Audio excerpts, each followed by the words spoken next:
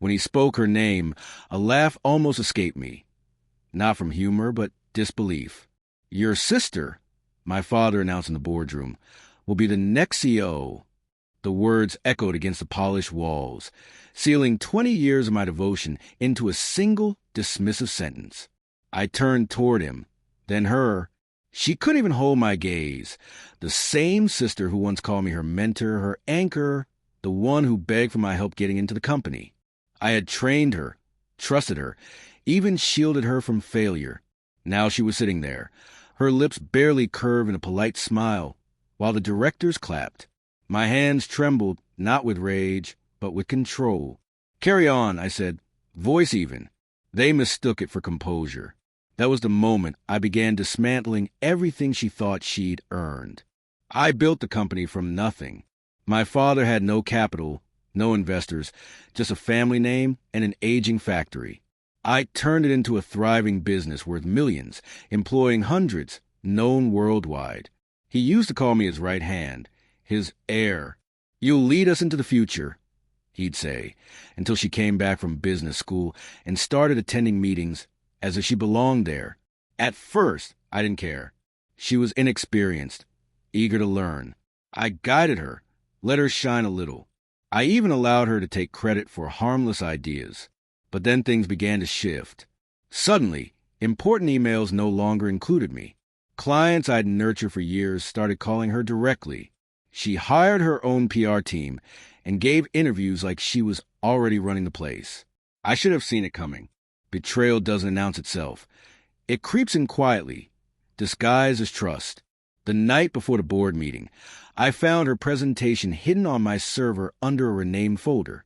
Every slide mirrored my own work, my projections, my models, my words, repackaged as her vision. Attached were my father's notes. "Proud of this. You got the instinct." That was when I realized it wasn't just her turning on me. It was both of them. I didn't explode. That's the mistake emotional people make. They react. I simply observed, listened, and then I began to move. 3 months before the announcement, I created a new company in silence, a separate legal entity disguised beneath layers of shell corporations. One by one, I transferred everything that mattered: patents, key engineers, major contracts, intellectual property, like removing organs from a living body. I did it carefully, leaving the outer shell intact but hollow. No one suspected a thing.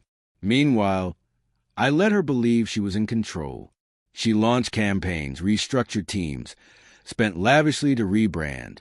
My father called her modern touch. They thought I was burnout, detached. What they didn't realize was that silence isn't surrender, it's sharpening.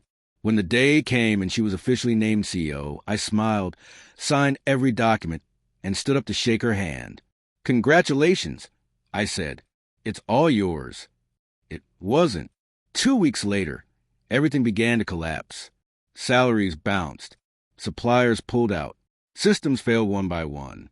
The operational software locked itself, requiring credentials only I had. My father called at 3 a.m., panicked. "What's going on?" he demanded. "You gave her the company," I said quietly. Maybe she should explain. She understood immediately when she logged into her CEO dashboard. It redirected her to a message I'd written months earlier. "You wanted to be me. You forgot who built the ground beneath your feet." Within days, my hidden company acquired their broken shell for $1. Legally flawless.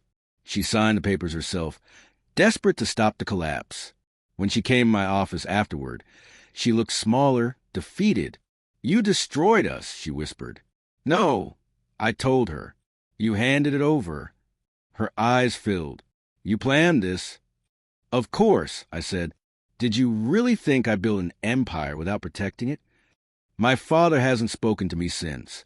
He still doesn't understand that loyalty isn't inherited. It's earned.